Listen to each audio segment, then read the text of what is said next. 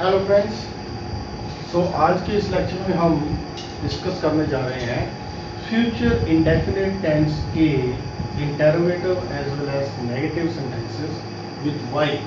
I mean why not category of interrogative sentences in case of future indefinite कि उनकी जो voice है कैसे चेंज हो। ठीक है, सो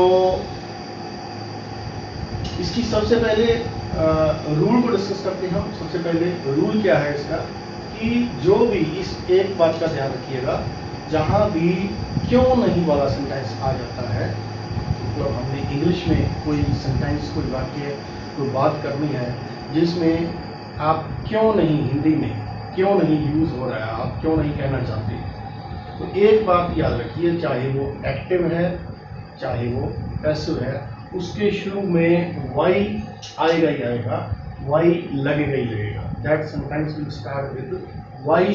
और उसके बाद जो उसके हेल्पिंग वर्ब हैं कंसर्न टेंस के, उसके बाद वो आएंगे। उसके बाद अगर नेगेटिव है तो नॉट, मतलब वो लगेगा जो भी है, मतलब शुरू में वाई आएगा। तो इसका क्या है, सबसे पहले हम वाई, उसके बाद विल या शैल लगाएंगे, और उसके बाद ऑब्जेक्ट लगाएंगे, और उसके बाद नॉट लगाएंगे, उसके बाद बी लगाएंगे, उसके बाद वर्ब की थर्ड फॉर्म लगेगी, और बाई, एंड उसके बाद सब्जेक्ट। अगर आप ये जो नॉट है इसको विल या शैल में ही वर्क करके लगाना चाहते हैं, इकट्ठा लगाना चाहते हैं, मतलब ऑब्जेक्ट के बाद नहीं लगाना चाहते, तो इसकी ऑप्शन हमने नीचे दी हुई है। आपको आप इसको इस तरह लिख सकते हैं, वाई वॉन्ट या शैंट, वाई वॉन्ट या शैंट, इसमें से जो भी एप्लीकेबल है। अगर आई और वी आ रहा है तो शैंट लगाएंगे, और बाकी सब के साथ वॉन्ट लगाएंगे, और उसके बाद ऑब्जेक्ट लगाएंगे, उसके बाद be, then third form of the verb, then by, and then subject. So let's discuss the very first sentence, why shall I not help you. या इसको हमने अगर शॉर्टकट में बोलना है तो मैं आपको बोल के दिखा देता हूं, why shan't I help you. ठीक है, why shan't I help you, वो भी ठीक है। Why shall I not help you, मैं आपकी मदद क्यों नहीं करूंगा। This sentence is active sentence. अब इसकी पैसिव बनाने का जो है, पैसिव में भी आप इसी तरह अगर शैल नॉट और विल नॉट को इकट्ठा करना चाहते हो तो आप यहाँ पे कर सकते हो, जैसे कि हमने किया है। ये दूसरे नियम के मुताबिक हमने इस सेंटेंस की पैसिव वॉइस बनाई है। सबसे पहले हम वाई लगाएंगे, क्योंकि इसके हमारा जो ऑब्जेक्ट है वो यू है, इसके साथ विल या शैल लगने की कोई गुंजाइश नहीं है। तो वाई वॉन्ट, वाई वॉन्ट, उसके बाद ऑब्जेक्ट क्या है, यू, वाई वॉन्ट यू। उसके बाद be, why won't you be. क्रिया किस चीज की हो रही है, हेल्प करने की, हेल्प की थर्ड फॉर्म है help, why won't you be help by. Subject क्या है इसमें, आई, सब्जेक्ट आई है, तो सब्जेक्ट सबसे बाद में जाएगा by me. Why won't you be helped by me? या why will you not be helped by me? अगर ऐसे करना है, why will you not be helped by me? Passive words में हमेशा वर्ब की थर्ड फॉर्म लगेगी, चाहे एक्टिव में फर्स्ट लगी हो या सेकंड लगी हो या थर्ड लगी हो, पैसिव में हमेशा थर्ड फॉर्म लगेगी। ये बात आप याद रखिएगा। ठीक है, तो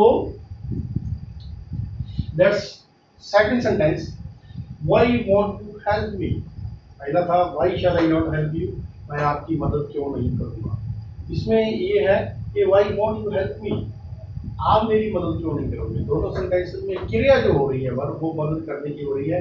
पहले में जो सब्जेक्ट था वो आई था कि मैं आपकी मदद क्यों नहीं करूंगा, दूसरे में यू है कि आप मेरी मदद क्यों नहीं करोगे। आपको समझाने के लिए इसी सेंटेंस को हमने घुमा के दिया है, why won't you help me, आप मेरी मदद क्यों नहीं करोगे।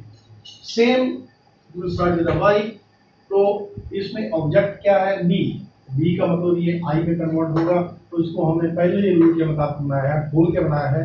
तो सबसे पहले वाई, वाई के बाद शेल, उसके बाद ऑब्जेक्ट, इसमें बी है तो बी का आई बन गया, why shall I, then not, then be, verb की third form help, why shall I not be help by you. You क्या है इसमें, यू इज द सब्जेक्ट, तो सब्जेक्ट सबसे लास्ट में जाएगा। Why shall I not be help by you, why shall I not be help by you, या why shan't I be help by you, right. Let's come to the third sentence. Why won't the gardener water the plants? Yeah, why will the gardener not water the plants? अगर इसको खोल के बोलना है, why will the gardener not water the plants? या why won't the gardener water the plants?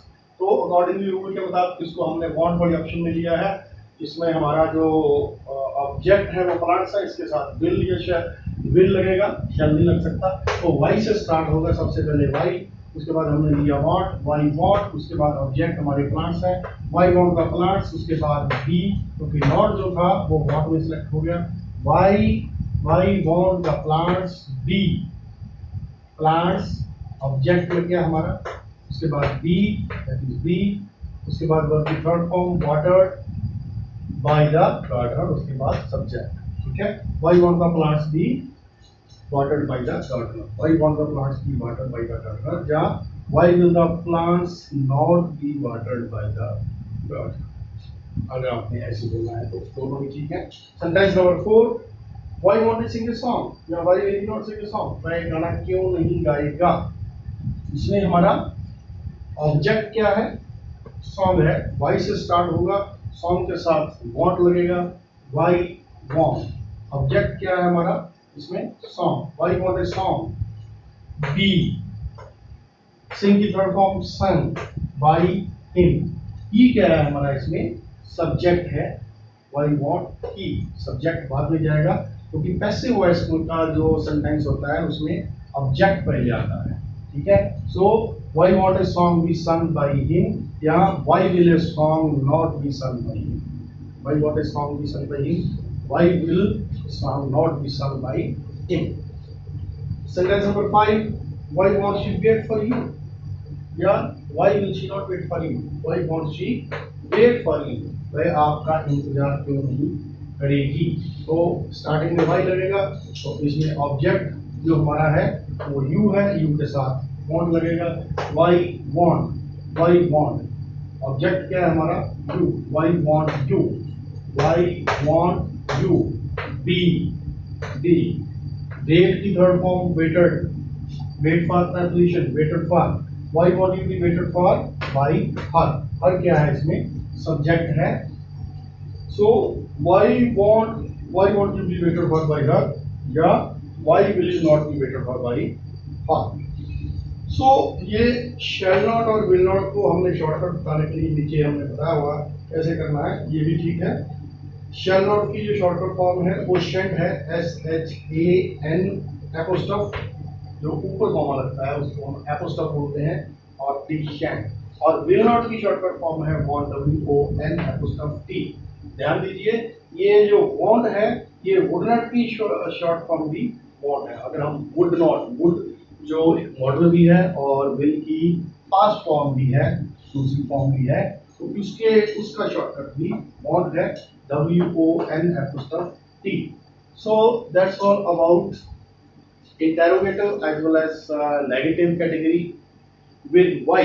It is not simple interrogative and negative, because जो simple interrogative या interrogative negative होता है इसका आंसर yes या no में हो सकता है, जिसमें why लगता है it requires a certain kind of explanation, इसके लिए हमारे को कुछ व्याख्यान देना पड़ता है क्यों, ठीक है।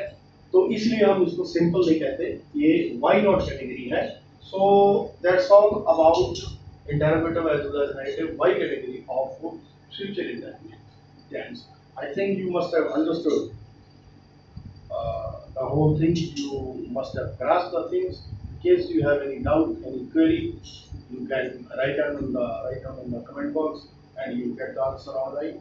That's all for today's lecture. Thank you. Have a nice day.